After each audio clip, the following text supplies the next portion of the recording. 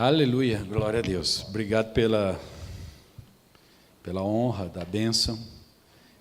Para mim, para a Adriana, esse é um grande valor, a bênção na casa do Senhor, né? Desde que nos casamos, é esse o grande valor da nossa vida. Nós temos uma família grande, né? Então, vocês são a nossa família, então louvado seja o nome do Senhor. Eu queria orar também, além das pessoas que o pastor citou, tem o pai da Ana Cláudia, que está muito enfermo, sofrendo bastante no hospital, teve um AVC, está lutando com câncer, e queria abençoá-lo em nome de Jesus. Pai, nós entregamos nas tuas mãos a vida destes irmãos que estão em tribulação, em luta pela vida, pela recuperação da saúde. Traz a cura, Senhor. Traz a cura para o Gustavo, para o Murilo, para o seu Antônio. Traz a cura para a Renilda. Senhor, está nas tuas mãos. Para ti, ó Deus, não há nada impossível. O Senhor é um Deus que cura, que salva e que liberta. Então nós te suplicamos como igreja em favor dessas vidas e outras pessoas, crianças, saúde espiritual, saúde emocional, saúde física, haja no meio do teu povo. A nós cabe suplicar a ti, Senhor. Não temos outro bem além de ti. Não temos outra esperança senão em ti. Então, Pai, cuida dessa causa e abençoa e cura em nome de Jesus. Amém. Você está com alguma dor, tem alguma enfermidade? Aí como você está mesmo, põe a sua mão discretamente aonde dói, aonde tem luta na sua vida. Senhor, toca agora com teu fogo. Toca agora. Essa reunião, tua presença, o teu Espírito Santo está aqui. E se está aqui, pode tudo, pode todas as coisas. Toca, traz alívio aos teus filhos, Senhor. Aqueles que têm dores e têm enfermidades, toca, queima o mal. Aqueles que estão tristes por algum motivo, depressão, Senhor, toca na mente, nos neurônios, na alma e cura. Toca agora, Senhor, em nome de Jesus. Amém. Glória a Deus. Quem trouxe Bíblia, por favor? 2 aos Coríntios, 2 aos Coríntios,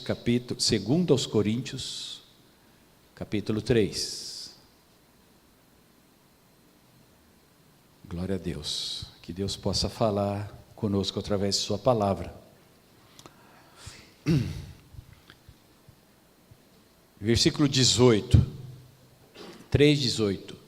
E todos nós, com o rosto desvendado, descoberto, contemplando como por espelho a glória do Senhor, somos transformados de glória em glória, na sua própria imagem, como o Senhor, o Espírito Santo. Quero ler outra vez. E todos nós, com o rosto desvendado, contemplando como por espelho a glória do Senhor, somos transformados de glória em glória, na sua própria imagem, como pelo Senhor, o Espírito Santo. Capítulo seguinte, capítulo 4, versículo 3. O apóstolo Paulo continua no seu contexto, no seu discurso, falando à igreja aos Coríntios. Mas se o nosso evangelho ainda está encoberto, lembra que o primeiro versículo lido diz, todos nós com o rosto descoberto, desvendado.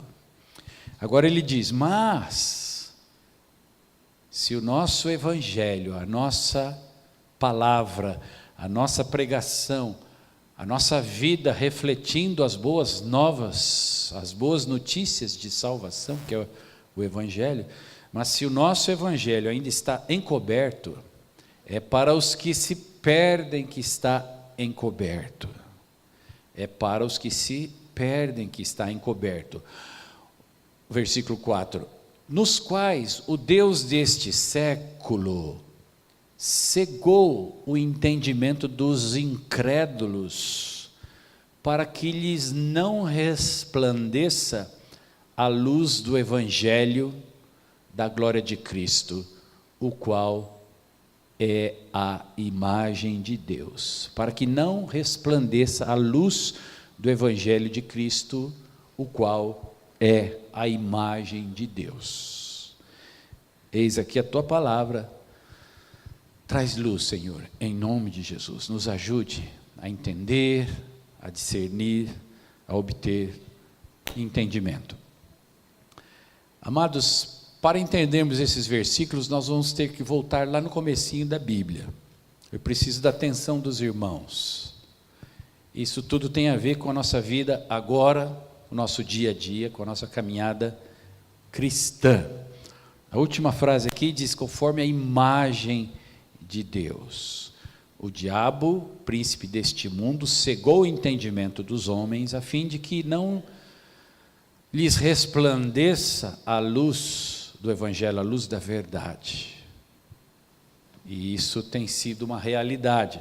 O Evangelho tem sido pregado pelo mundo, e aqui também, com base numa guerra, numa batalha, para romper as barreiras das fortalezas da mente da humanidade.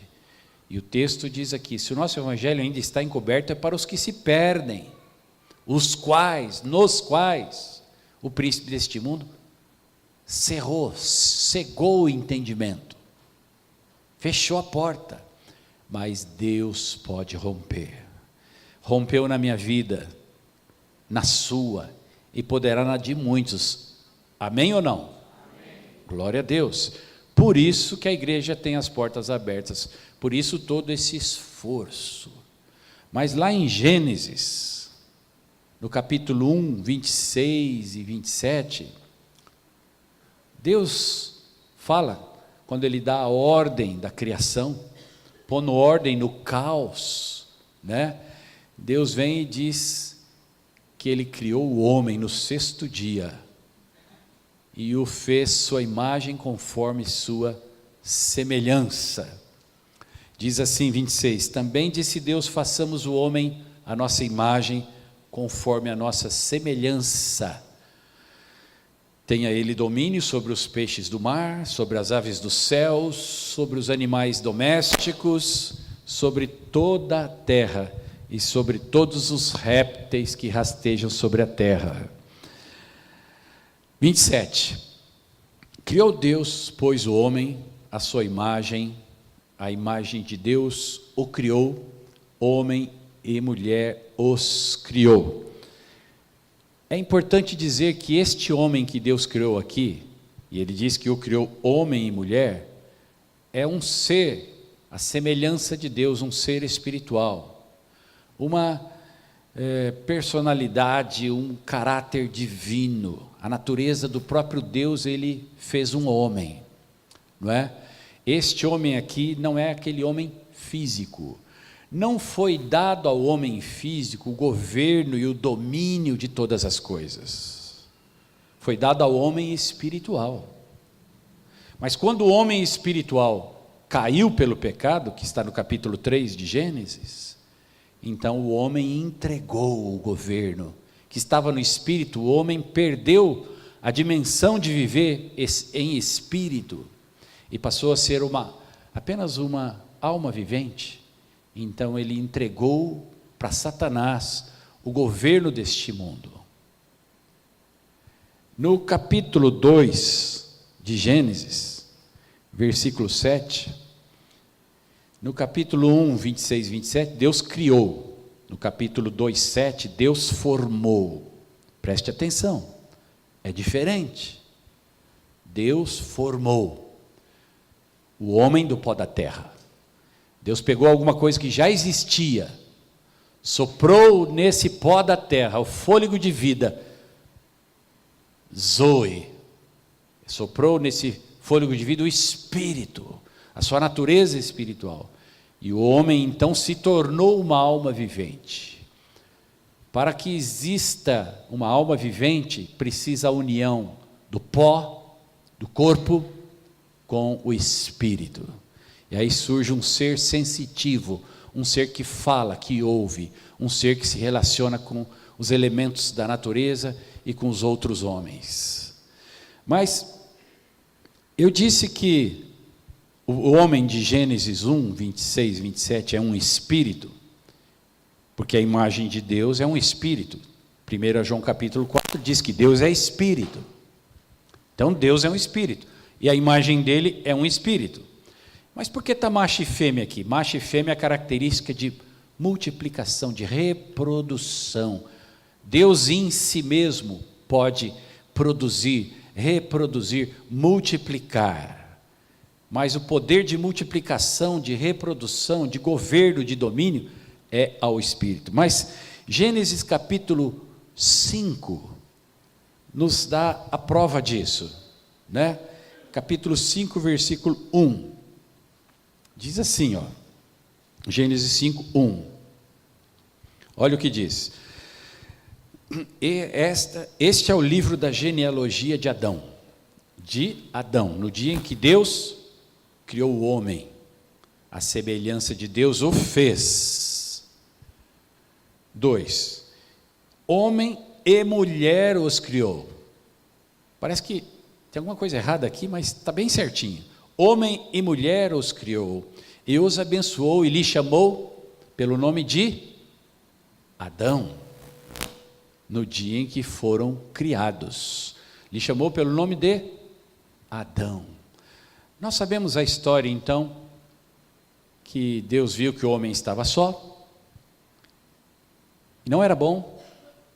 Deus fez Adão adormecer, e tirou da sua costela, tirou do seu corpo uma costela e formou a mulher, a sua adjutora idônea, aquela que deveria estar do seu lado.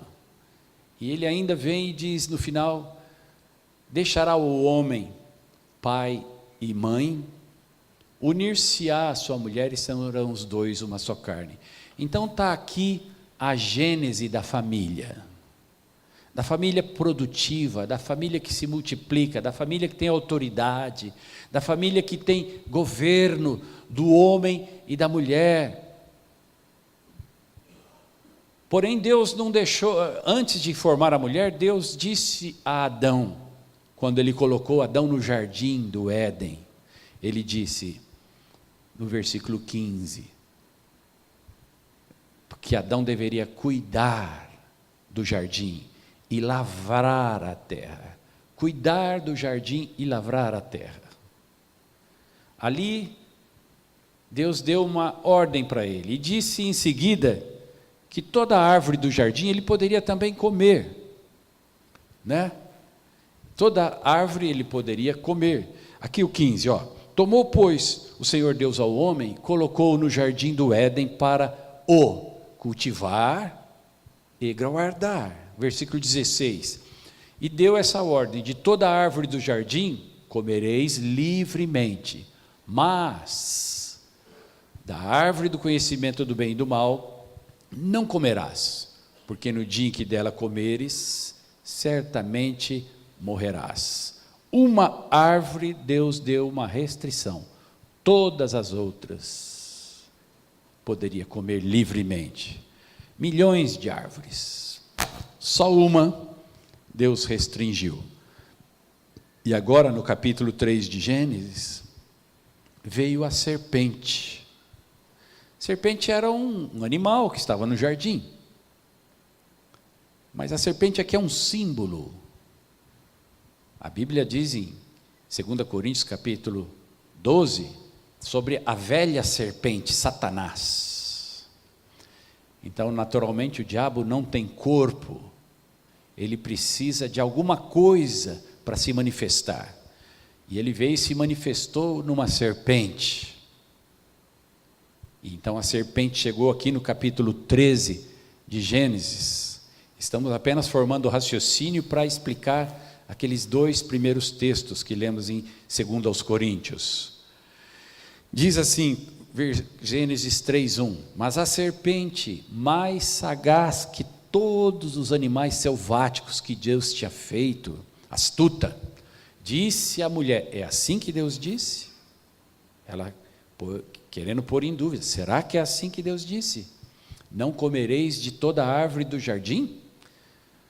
Respondeu-lhe a mulher, do fruto das árvores do jardim podemos comer, mas do fruto da árvore que está no meio do jardim, disse Deus, dele não comereis, nem tocareis nele, para que não morrais.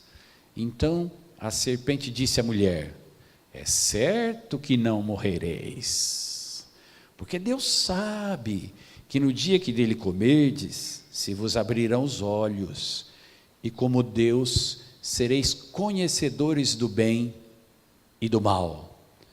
Vendo a mulher que a árvore era boa para se comer, agradável aos olhos, e árvore desejável para dar entendimento, tomou-lhe do fruto, e comeu, e deu também ao marido, e ele comeu. Deus criou Adão, deu-lhe governo, autoridade, ordenou a ele lavrar a terra, cuidar do jardim. E de repente Satanás chega para sua esposa, sua adjutora, sua mulher. Ambos estavam nus no jardim. A nudez aqui bíblica quer dizer pureza, inocência, né? Quer dizer autenticidade. Não tem o sentido que tem hoje nudez. Pureza, autêntico, né? E onde estava Adão quando a serpente veio tentar Eva? Ele estava ali perto, ele ouviu. E pior ainda, qual foi a atitude dele quando Eva deu o fruto para Adão e ele comeu? Então Adão falhou, a mulher falhou, o casamento falhou, o sacerdócio do homem falhou, uma quebra de princípios e desobediência. Então é o pecado que se chama pecado original, que gerou toda uma influência para toda a humanidade até hoje.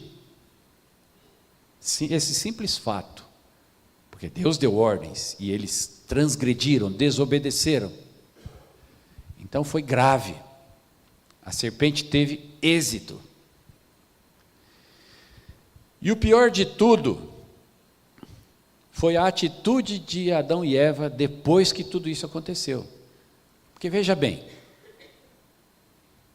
se você estivesse no lugar deles, o que você faria? Pelo que nós conhecemos da Bíblia hoje, qual seria a nossa atitude? Nos ajoelharmos e dizer, Deus, eu desobedeci a tua ordem, me perdoa, Deus. Adão falaria, a mulher que o Senhor me deu, eu não cobri ela de autoridade, de sacerdócio, me perdoa, Deus. Ela foi tentada e cedeu e deu a mim, e eu comi, eu caí na astúcia desse animal no qual o diabo possuiu e tomou e me enganou. Deus, me perdoa. Aí Eva falaria, Deus, como eu pude fazer isso? O Senhor fez tanto por nós, nos colocou num jardim, nos deu uma condição de pureza, de santidade, de autenticidade, e agora o que nós fizemos? Nos perdoe, Deus. Esse é o caminho que a gente entende na Bíblia. Você não faria isso? Se fosse com você? Faria isso ou não? Mas não é bem isso que a gente faz. Não é bem isso que a humanidade faz. A humanidade aprendeu com Adão e Eva. Vamos ler o versículo 7 e entender o que eles fizeram. Eles não fizeram isso, eles não confessaram, eles não se arrependeram, eles não se expuseram, eles não se humilharam.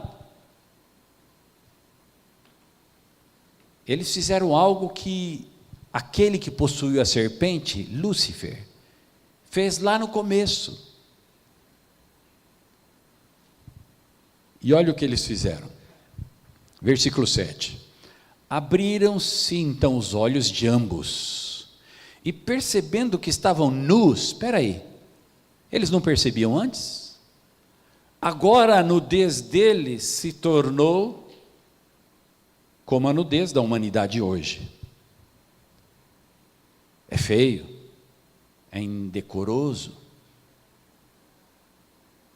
não é? Nós não devemos andar nus por aí. Nós vestimos roupas, nós nos cobrimos, temos pudor, não é? Não precisamos nos expor. Eles então perceberam que estavam nus, porque a desobediência e o pecado suja o homem, mancha o ser humano, e eles então ficaram sujos, indecentes, horríveis, por causa do pecado, por causa da desobediência. Então eles viram como eles estavam feios, e o que eles fizeram? Costuraram folhas de figueira e fizeram cintas para si mesmos. Eles fizeram uma roupa, vendo que estavam nus. Quando os olhos deles foram abertos, eles coseram folhas de figueira e fizeram cintas para si. Quando ouviram a voz do Senhor Deus que andava no jardim, pela viração do dia, esconderam-se da presença do Senhor Deus, o homem e sua mulher, por entre as árvores do jardim. E Deus chamou ao homem e lhe perguntou: onde estás? Ele respondeu: ouvi a tua voz no jardim. Deus está perguntando: onde estás? Eles responderam: ouvi a tua voz no jardim, e porque estava nu, tive medo e me escondi. Perguntou-lhe Deus: quem te fez saber que estava nu? Comeste da árvore que te ordenei que não comesses? Então disse o homem: a mulher que me deste por esposa, ela me deu, e eu comi. Disse o Senhor Deus à mulher: que é isto que fizeste? Respondeu a mulher: a serpente me enganou, e eu comi. Então o Senhor Deus disse à serpente: aí, para por aqui. Vamos entender uma coisa importante. O que é essa roupa que eles fizeram? O que é isso? Roupa de folha de figueira. Mas folha de figueira vai secar, não é? Vai esfarelar. Será que dá para fazer uma cinta, uma túnica de folha de figueira? Ao invés de confessar seu pecado, se arrepender, eles foram dar o jeitinho de fazer uma roupa, esconder a sua vergonha com uma roupa tão vulnerável, tão frágil, tão inconsistente. O que é essa roupa? É uma palavrinha que não tem na Bíblia, mas é uma palavra muito comum nos nossos dias. Esses vestidos de folha de figueira, isso aqui é a nossa personalidade. É algo muito comum nos nossos dias. Personalidade vem da palavra persona, que quer dizer máscara. Fazer um papel, representar algo que não é de fato, pois o que era de fato estava manchado, sujo. Por não enfrentar a realidade do seu estado decadente, caído, Então se arrumou um artifício, um meio sutil para esconder a sujeira, a personalidade. Eles, em vez de conversar com Deus ali, eles foram num shopping. Adão e Eva foram num shopping. E chegando num shopping, tinham várias lojas no shopping. Primeira loja, vende-se roupas para cobrir a nudez. Nome da loja: TV Globo. Aí eles foram noutra loja, vende-se roupas para cobrir a nudez. Qual o nome da loja? Hollywood. E assim por diante, eles foram vendo lojas que vendem máscaras, fantasias para esconder a nudez. E assim por diante, vocês podem imaginar quantos tipos de modelos de comportamento, modelos de personalidade, modelos de vida, estilos, ao longo das épocas, né? Um lá é roqueiro, o outro é bicho grilo, o outro é, sei lá, do Mickey, da Disney World. Qual é o seu modelo, deixa eu perguntar, qual é a sua personalidade? Com quem que você parece? Qual é a sua identidade? Qual é a sua personalidade? Com quem que parecemos? Qual o modelinho do nosso estilo? A roupa que você usa, que estilo que é? Que boutique que você compra? Que artista da novela que usa essa roupa? Agora tem até no meio do evangelho, no meio evangélico tem pessoas que são modelito, e as pessoas compram roupa para ficar igual o modelinho. Se você vestir aquela roupa, você vai ser ungido. Então compra roupa lá naquela loja, lá aquele pessoal. Espera aí, vamos entender melhor essa história? Não é? Vamos tentar situar melhor. Então, a roupa que Adão e Eva vestiram era uma roupa para esconder a sua nudez, e então eles foram atrás de algum modelo. Será que nós somos autênticos? Qual é o plano de Deus na nossa vida? Porque quando Adão e Eva pecaram, desobedeceram, transgrediram a ordem de Deus, eles ficaram sujos, eles se envergonharam. E como fazer agora? Qual é a estratégia de Deus? Como é que Deus... Porque sempre, meus amados irmãos, quando o homem cai, Deus sempre tem uma mão estendida para recuperar o homem de volta. Deus não tem prazer que o homem fique caído. Deus não tem prazer que o homem viva mascarado, fantasiado por aí, escondendo quem ele é de fato. Olha como é verdade o que eu vou dizer.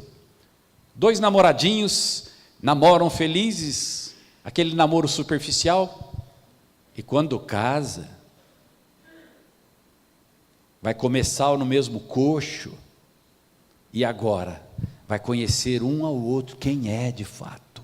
Porque lá no casamento, lá na mesa, todo dia, na cama, todo dia, não tem como não conhecer. Tem que ser assim muito esperto, tem que ser um super artista para disfarçar dentro do casamento. Pode ser que tenha alguns, mas não é fácil ao longo do tempo. Verdade ou não? Hã? Então aqui na igreja, quando pessoas querem se casar, a gente oferece um curso rápido, algumas aulas, algumas orientações, eu e o pastor Paulo, a gente dá para as pessoas, para ajudar as pessoas antes de casar, porque tem um ditado que diz, antes de se casar, abra bem os olhos, porque depois vai ter que fechar, não é? Vai ter que fechar. Se você quiser obedecer a Deus, casou, fez a sua escolha, agora feche os olhos, siga a vida, encare, Deus pode transformar. Creia, se humilhe, não é? Mas, qual foi a solução de Deus para resolver esse problema? Como é que Deus estendeu a mão? Está no texto aqui. Os homens escolheram as máscaras, as fantasias. os tipos artísticos. Hoje você vê os jovens, coloca pulseirinha, coloca coisinha e tal, estão imitando alguém, é personalidade. Os outros fazem tatuagem, estão imitando alguém. Isso não é autêntico do ser humano, não é? O que Deus planejou para o ser humano é ser um ser criativo, ser um ser inovador, um ser empreendedor, que não precisa ser subserviente a um sistema corrompido. Ele pode fazer coisa nova, ele pode romper as barreiras dos impossíveis, do medíocre, e ser um ser glorioso, à imagem e semelhança de Deus. Nós não precisamos nos reduzir a modelos existentes, a moda, por exemplo, que os gays, os homossexuais produziram. Por que eu tenho que me submeter a isso, ser subserviente a isso? Essa mentalidade subserviente é mentalidade brasileira. Nós não precisamos disso, meus irmãos. Nós podemos fazer a diferença, para que os outros nos imitem, e não nós venhamos a imitar os outros. Mas não imitar a mim e a você, imitar ao Deus que habita em nós. Esse é o segredo do cristianismo. Você não precisa ficar me ouvindo aqui, nem o pastor Paulo e outros, você tem que ouvir Deus através de nós. Esse é o segredo do cristianismo. Deus não imita ninguém. Você já viu Jesus imitar alguém? Você já viu Jesus vestir máscara? Tentaram colocar roupa nele lá para crucificá-lo, deixaram ele nu, esbofetearam ele, puseram uma coroa de espinhos, mas ele ressuscitou em glória. As vestes dele eram resplandecentes, cheio de luz, de glória. E como é que estamos nós? Vamos ver a solução de Jesus aqui. Nesse texto aqui, Deus fala com a serpente, Deus fala com Eva e Deus fala com Adão. Eu não vou citar o texto, esse aqui é o proto-evangelho, né, que a gente chama, aqui nasce o evangelho, mas o grande desfecho do evangelho está aqui, no versículo 21. O versículo 21 está o desfecho, a solução para o problema da fantasia, o problema do modelinho, o problema do shopping que Adão e Eva foram lá comprar modelo Globo, modelo Hollywood, essas coisas aí que vocês sabem, né? Que tem para todo lado.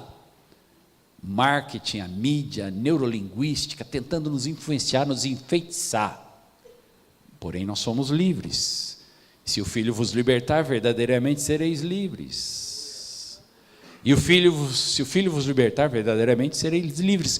E conhecereis a verdade vos libertará. João capítulo 8. Pronto.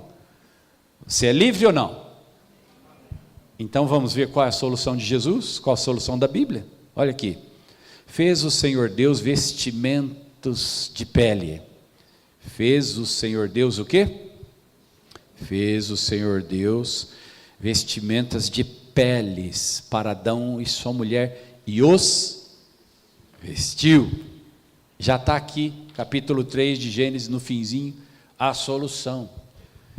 Deus precisou sacrificar um animal para tirar a pele dele. O que Deus está querendo dizer com isso? Se é algo assim profético que aponta para Jesus Cristo como o Cordeiro de Deus que tira o pecado do mundo. Prestou atenção? Esse texto, quando Deus fez vestimentas para Adão e Eva, Deus falou: vem cá, olha, filhinhos, vocês erraram tudo, vocês não confessaram, vocês não se humilharam, mas está aqui a oportunidade, tem vestes para vocês se cobrirem, e essas vestes representam Jesus, a imagem e semelhança de Deus. Jesus disse: eu e o Pai somos um. Se você vê a mim, você vê o Pai. Se você vê o Pai, você vê a mim.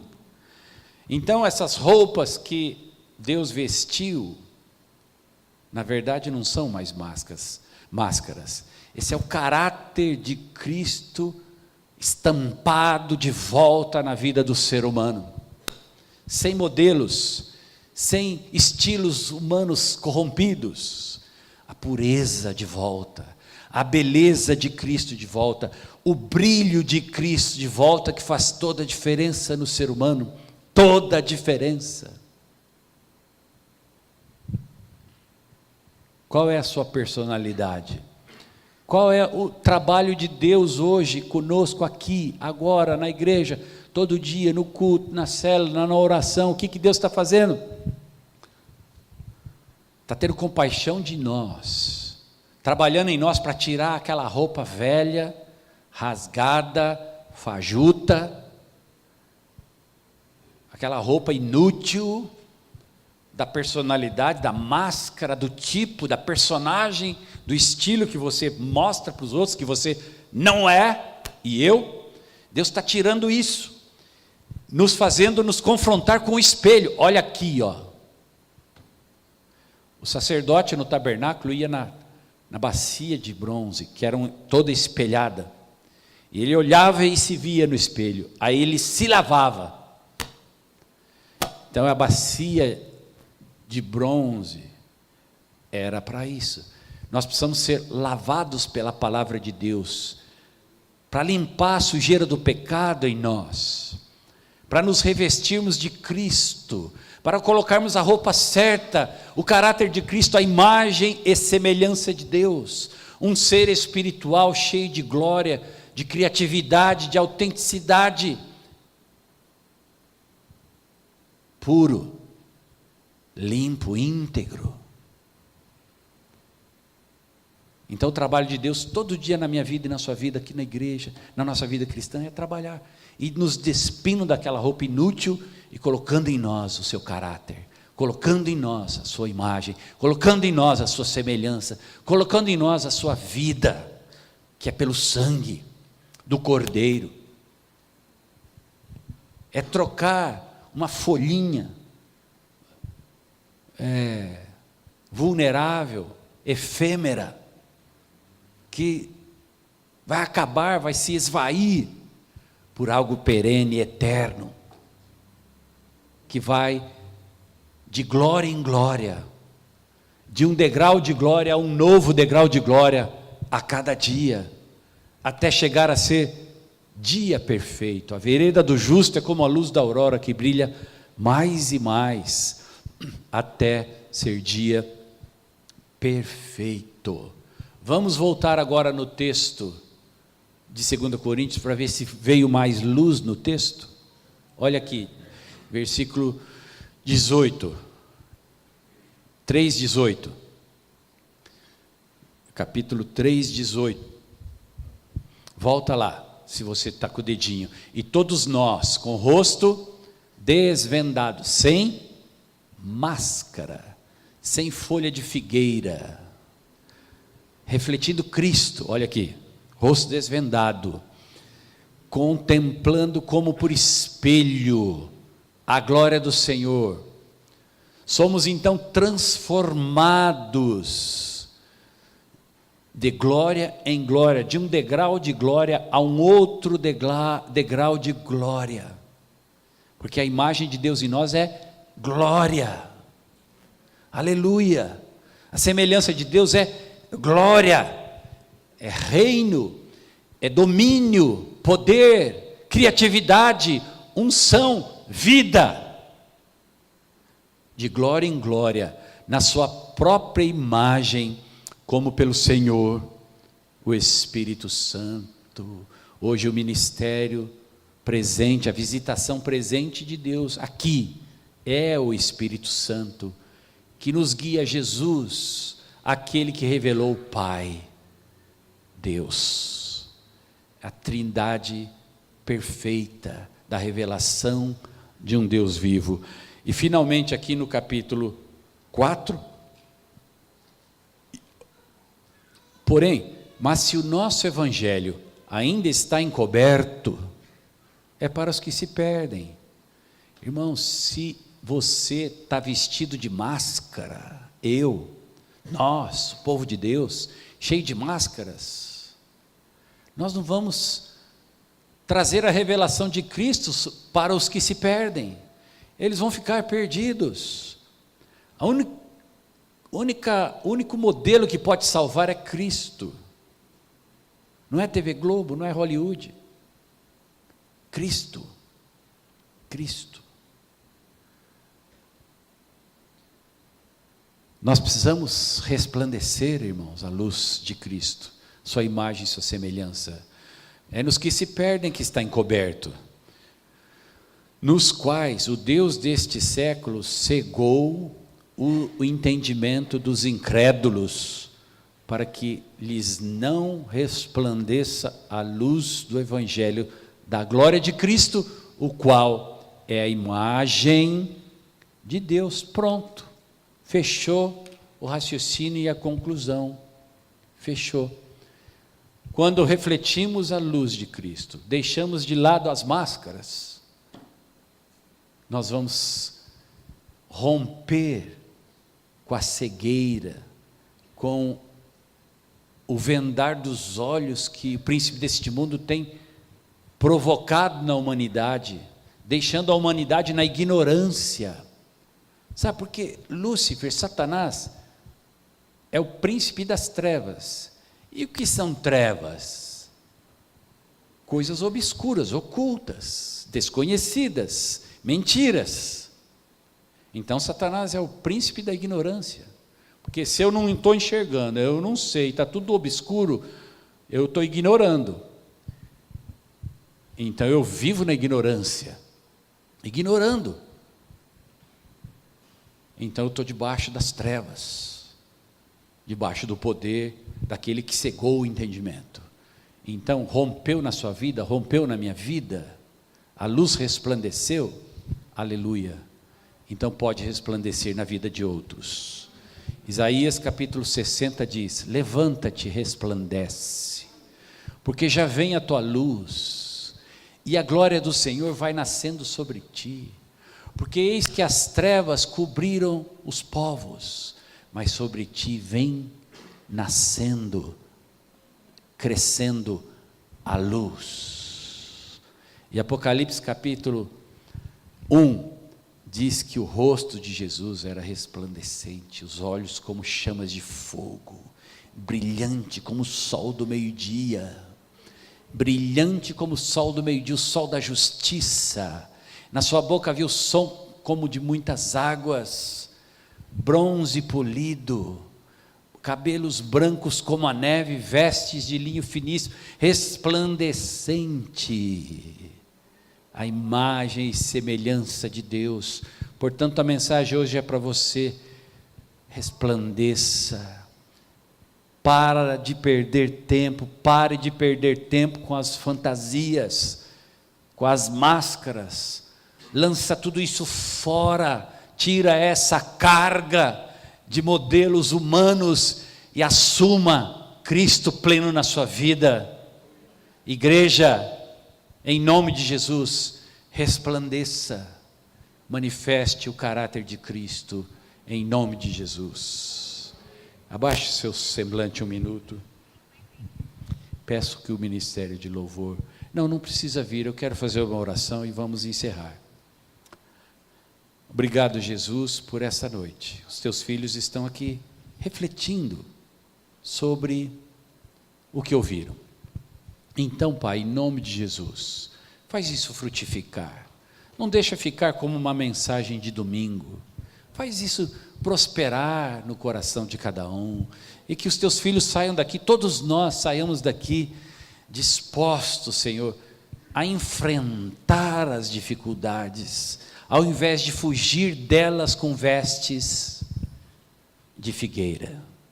Senhor, dá-nos hombridade de enfrentarmos as nossas mazelas, os nossos pecadinhos de estimação, Senhor, escondendo-os debaixo dessa vestimenta falsa, nos enganando a nós mesmos e vivendo uma vida infeliz, sem realizações. Por favor, Pai, nos liberte, nos ajude, em nome de Jesus. Dá-nos coragem de dizer: errei, dizer: Eu quero tirar essas manchas da minha vida. Eu quero me revestir de Cristo, ser cheio do Espírito Santo e não ficar nada que não é teu na minha vida. Abençoa nessa noite pessoas, nós que entramos aqui, muitos, que vieram cheios de uma carga de vestimentas de carnaval, Senhor, aqueles penduricários inúteis, Senhor, aquelas coisas, Senhor, enche o teu povo de uma criatividade que impressione o mundo de trevas, faz o teu povo bonito, faz as mulheres cristãs lindas, ó Pai, cheias de criatividades, faz os homens lindos, Senhor, cheios de vida, autênticos, e não uma mera imitação daquilo que é corrompido, mas a imagem e semelhança daquele que vive, reina e é dono do universo, e nosso Senhor. Abençoa este povo, Senhor, que o Senhor te abençoe e te guarde. Por favor, os irmãos se levantem, nós vamos encerrar o culto, dizendo assim: que o Senhor te abençoe e te guarde, que o Senhor faça resplandecer a luz do seu rosto sobre ti, e tenha misericórdia de ti, que o Senhor sobre ti levante o seu rosto, sua face, e vos dê a paz, vos dê vida, autenticidade, brilho, vitória, em nome de Jesus. Abençoe esse povo mais lindo do mundo, a tua igreja empreendedora, cheia de criatividade, cheia de vida, para dar àqueles que estão em trevas. Abençoa a semana do teu povo com bênção e prosperidade, em nome do Senhor Jesus. Amém. Dê uma saudação quem está perto.